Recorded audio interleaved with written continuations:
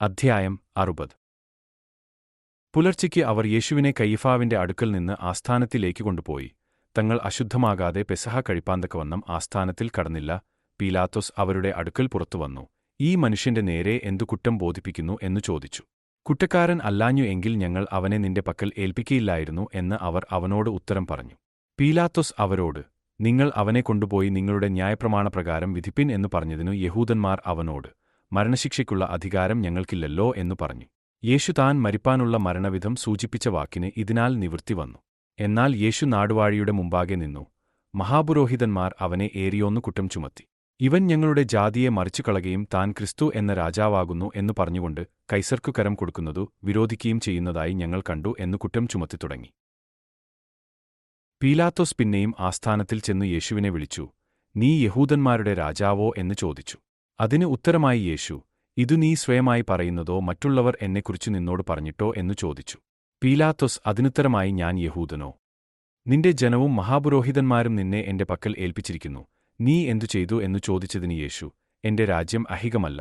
എന്റെ രാജ്യം അഹികം ആയിരുന്നു എങ്കിൽ എന്നെ യഹൂദന്മാരുടെ കയ്യിൽ ഏൽപ്പിക്കാതവണ്ണം എന്റെ ചേവകർ പോരാടുമായിരുന്നു. എന്നാൽ എന്റെ രാജ്യം അഹികമല്ല എന്ന് ഉത്തരം പറഞ്ഞു. പീലാത്തോസ് അവനോട്, എന്നാൽ നീ രാജാവ് തന്നെയല്ലോ എന്ന് പറഞ്ഞതിന് യേശു, നീ പറഞ്ഞതുപോലെ ഞാൻ രാജാവു തന്നെ. സത്യത്തിന് സാക്ഷി നിൽക്കേണ്ടതിനു ഞാൻ ജനിച്ച് അതിനായി ലോകത്തിൽ വന്നുമിരിക്കുന്നു. സത്യതൽപരനായവൻ എല്ലാം എന്റെ വാക്കു കേൾക്കുന്നു എന്ന് ഉത്തരം പറഞ്ഞു. പീലാത്തോസ് അവനോട്, സത്യം എന്നാൽ എന്ത് എന്നു പറഞ്ഞു. മഹാപുരോഹിതന്മാരും മൂപ്പന്മാരും കുറ്റം ചുമത്തുകയിൽ അവൻ ഒന്നും ഉത്തരം പറഞ്ഞില്ല.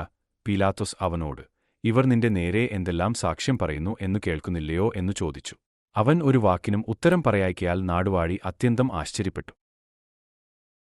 പീലാത്തോസ് മഹാപുരോഹിതന്മാരോടും പുരുഷാരത്തോടും, ഞാൻ ഈ മനുഷ്യനിൽ കുറ്റം ഒന്നും കാണുന്നില്ല എന്നു പറഞ്ഞു. അതിന് അവർ, അവൻ ഗലീലയിൽ തുടങ്ങി യഹൂദ്യയിൽ എങ്ങും ഇവിടത്തോളവും പഠിപ്പിച്ചു ജനത്തെ കലഹിപ്പിക്കുന്നു എന്നു നിഷ്കർഷിച്ചു പറഞ്ഞു. ഇതു കേട്ടിട്ട് ഈ മനുഷ്യൻ ഗലീലക്കാരനോ എന്നു പീലാത്തോസ് ചോദിച്ചു. ഹെരോദാവിന്റെ അധികാരത്തിൽ ഉൾപ്പെട്ടവൻ എന്നറിഞ്ഞിട്ട് അന്നു യെരൂശലേമിൽ വന്നു പാർക്കുന്ന ഹെരോദാവിന്റെ അടുക്കൽ അവനെ അയച്ചു. ഹെരോദാവ് യേശുവിനെ കണ്ടിട്ട് അത്യന്തം സന്തോഷിച്ചു. അവനെക്കുറിച്ച് കേട്ടിരുന്നതുകൊണ്ട് അവനെ കാൺമാൻ വളരെക്കാലമായി ഇച്ഛിച്ചു. അവൻ വല്ല അടയാളവും ചെയ്യുന്നതു കാണാം എന്ന് ആശിച്ചിരുന്നു. ഏറിയോന്നു ചോദിച്ചിട്ടും അവൻ അവനോട് ഉത്തരം ഒന്നും പറഞ്ഞില്ല. മഹാപുരോഹിതന്മാരും ശാസ്ത്രിമാരും കഠിനമായി അവനെ കുറ്റം ചുമത്തിക്കൊണ്ടുനിന്നു. ഹെരോദാവ് തന്റെ പടയാളികളുമായി അവനെ പരിഹസിച്ചു നിസ്സാരനാക്കി ശുഭ്രവസ്ത്രം ധരിപ്പിച്ചു പീലാത്തോസിന്റെ അടുക്കൽ മടക്കി അയച്ചു. അന്നു ഹെരോദാവും പീലാത്തോസും തമ്മിൽ സ്നേഹിതന്മാരായിത്തീർന്നു. മുമ്പേ അവർ തമ്മിൽ വൈരമായിരുന്നു. പീലാത്തോസ് മഹാപുരോഹിതന്മാരെയും പ്രമാണികളെയും ജനത്തെയും വിളിച്ചുകൂട്ടി. അവരോട്, ഈ മനുഷ്യൻ ജനത്തെ മത്സരിപ്പിക്കുന്നു എന്ന് പറഞ്ഞു നിങ്ങൾ അവനെ എന്റെ അടുക്കൽ കൊണ്ടുവന്നുവല്ലോ. ഞാനോ നിങ്ങളുടെ മുമ്പാകെ വിസ്തരിച്ചിട്ടും നിങ്ങൾ ചുമത്തിയ കുറ്റം ഒന്നും ഇവനിൽ കണ്ടില്ല. ഹെരോദാവും കണ്ടില്ല. അവൻ അവനെ നമ്മുടെ അടുക്കൽ മടക്കി അയച്ചുവല്ലോ. ഇവൻ മരണയോഗ്യമായത് ഒന്നും പ്രവർത്തിച്ചിട്ടില്ല സ്പഷ്ടം. അതുകൊണ്ട് ഞാൻ അവനെ അടിപ്പിച്ചുവിട്ടേക്കും എന്നു പറഞ്ഞു. അനന്തരം പീലാത്തോസ് യേശുവിനെ കൊണ്ടുപോയി വാറുകൊണ്ട് അടിപ്പിച്ചു. പടയാളികൾ മുള്ളുകൊണ്ട് ഒരു കിരീടം മെടഞ്ഞ് അവന്റെ തലയിൽ വച്ചു ധൂമ്രവസ്ത്രം ധരിപ്പിച്ചു അവന്റെ അടുക്കൽ ചെന്നു, യഹൂദന്മാരുടെ രാജാവേ, ജയ ജയ എന്നു പറഞ്ഞ് അവനെ കന്നത്തടിച്ചു. പീലാത്തോസ് പിന്നെയും പുറത്തുവന്നു. ഞാൻ അവനിൽ ഒരു കുറ്റവും കാണുന്നില്ല എന്ന് നിങ്ങൾ അറിയേണ്ടതിന് അവനെ നിങ്ങളുടെ അടുക്കൽ ഇതാ പുറത്തുകൊണ്ടുവരുന്നു എന്നു പറഞ്ഞു. അങ്ങനെ യേശു മുൾക്കിരീടവും ധൂമ്രവസ്ത്രവും ധരിച്ചു പുറത്തുവന്നു. പീലാത്തോസ് അവരോട്, ആ മനുഷ്യൻ ഇതാ എന്നു പറഞ്ഞു. മഹാപുരോഹിതന്മാരും ചേവകരും അവനെ കണ്ടപ്പോൾ, ക്രൂശിക്ക ക്രൂശിക്ക എന്ന് ആർത്തുവിളിച്ചു. പീലാത്തോസ് അവരോട്, നിങ്ങൾ അവനെ കൊണ്ടുപോയി ക്രൂശിപ്പിൻ. ഞാനോ അവനിൽ കുറ്റം കാണുന്നില്ല എന്നു പറഞ്ഞു.